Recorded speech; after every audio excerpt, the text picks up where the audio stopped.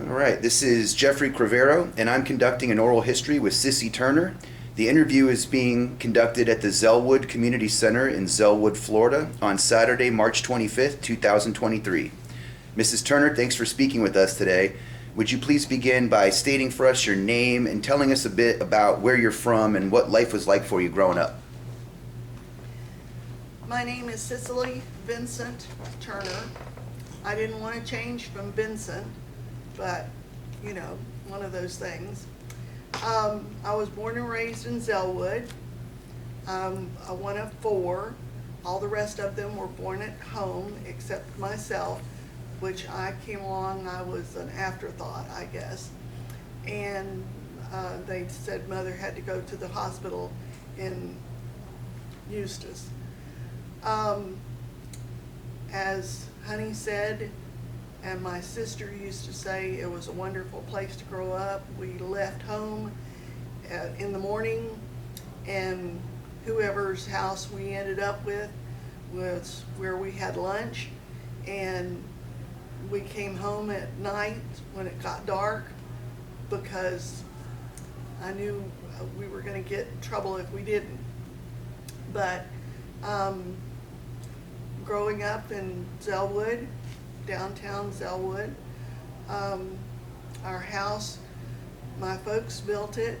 My folks came in 1911 on the train.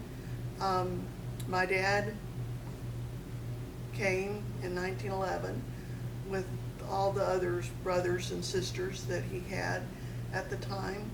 I have loads of cousins because there were 10 of them, and all of them, you know, had children.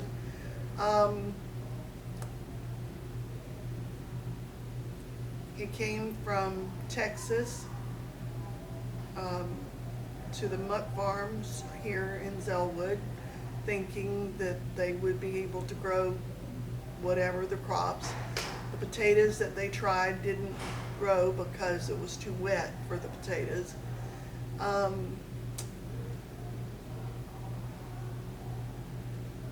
Every summer, we went to Washington because my brother, who was older than myself, had asthma, and they told him the same that they told, that's the reason Mother's father came to Zellwood, Florida, or to Apopka, was that they told him that a change of scenery and climate would help his asthma. And that's the reason Mother came in 1911 as well. We went to Washington every summer. Mother drove the school bus, had the longest, at that time, the longest career, I would say, of driving the school bus in the state of Florida.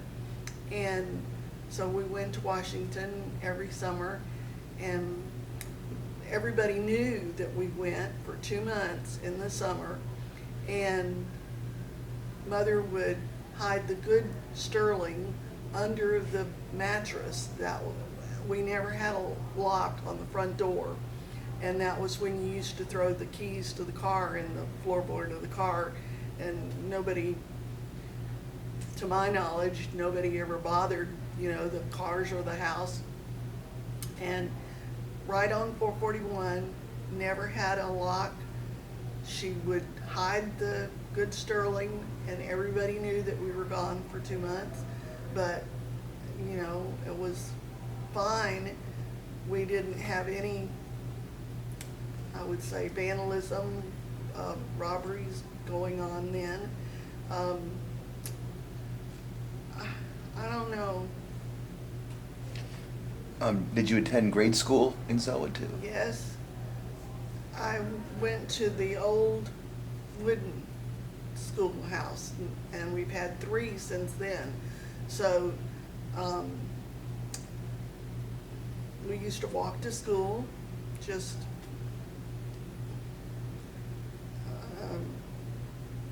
we didn't have a library at the time. We walked over here to the community center, and this was our library. And Mrs. Osborne had a story hour on Saturday, and we used to come here for that. a small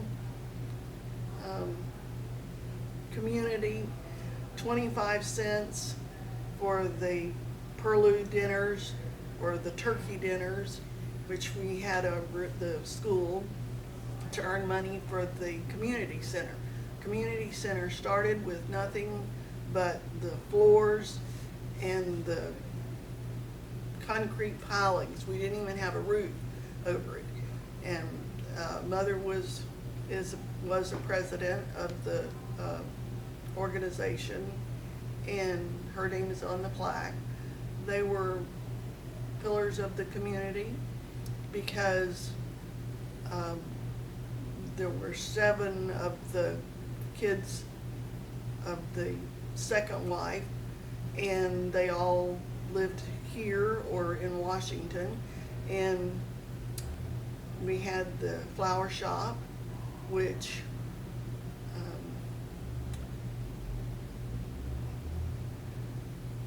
I don't know what the word is I'm looking for.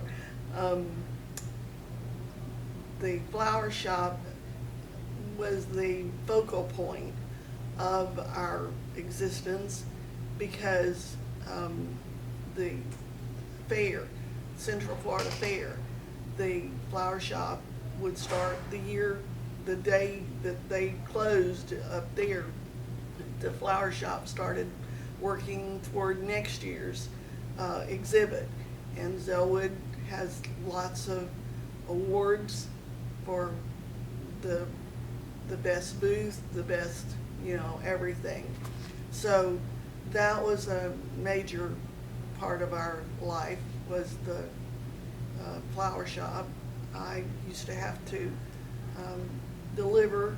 When I got old enough to drive, I had to deliver flowers, and I always said the person that was delivering it is the one that made the arrangement. They thought that they arranged the flowers at the flower shop, but not it was the person that was delivering them, because they turn over, in the floorboard of the car. And so our conquests, our Evergreen Cemetery, our historical society takes care of it, but our Conquest Cemetery, which is next door to Zellwood Station, is with our Zellwood Methodist Church. And Daddy always said that he was a Baptist, but all of the boys, 3 or 4 of them, married Methodist women, so they all went to the Methodist Church, And our Conquest Cemetery, when Daddy passed away, there weren't any lots in the Evergreen Cemetery, which is the one toward Mount Dora. So we had to buy lots in Conquest, and that's how I got started in Conquest. Conquest Cemetery was originally, I think it was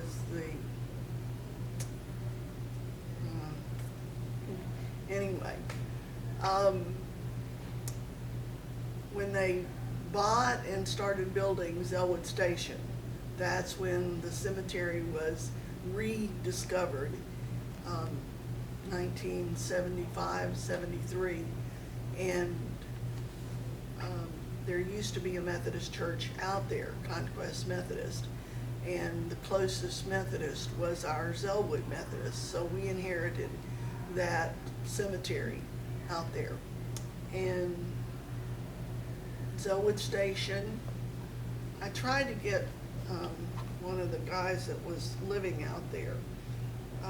Zellwood Station,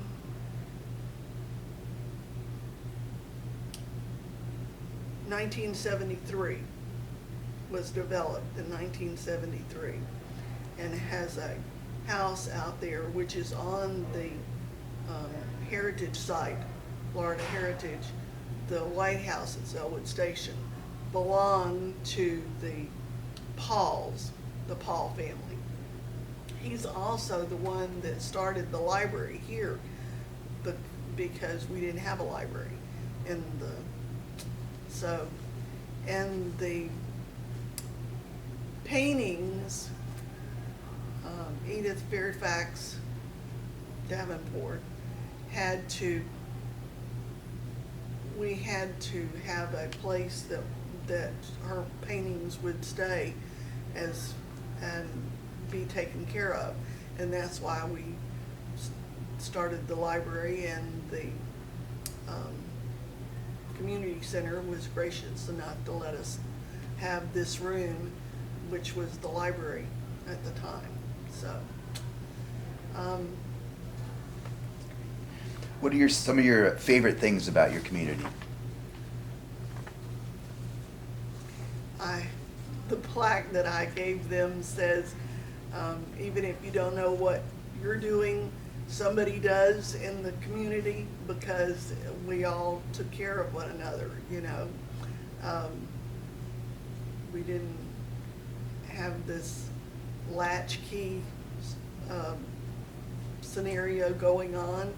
We just existed, and my sister used to say that we didn't think that we were poor because everybody was poor at that time. So she always said that. Just the community itself, taking care of one another, it was wonderful. And what are some of the changes, the larger changes you've seen over the years? Well, so many houses in the community that we used to know everybody that was here, but I don't know anybody anymore. You know, I used to know everybody, but I think we've become a bedroom community for Orlando, and so that's why that so many houses have been built and so many new people are coming into Zellwood. So my mother used to, we used to have a bazaar 2 days, and the first time I brought my husband over, and I had cooked 4 coconut pies, 2 from us, 2 from Jim and I, and 2 from Mother and Daddy, and the biggest pot of vegetable soup you've ever seen. And she used to do the vegetable stand, which we just sold it for little of nothing. But she would gather all this up from the different muck farms, and they all knew her. She would call them and say, you know, we're having our bazaar, I need 3 crates of corn or whatever, or cucumbers or whatever. And Jim had gone around with her to collect all the bushels of vegetables 2 days before, you know. And when we went through the line for the lunch, I turned to Jim and I said, you have to pay. And he said, pay? I've spent all my time up here. You made 4 pies, all the biggest of vegetable soup, and I still have to, I said, yes, you still have to pay. So it was interesting. I don't know. Well, is there anything else that you'd like to add or expand on? Do you have any final thoughts for us?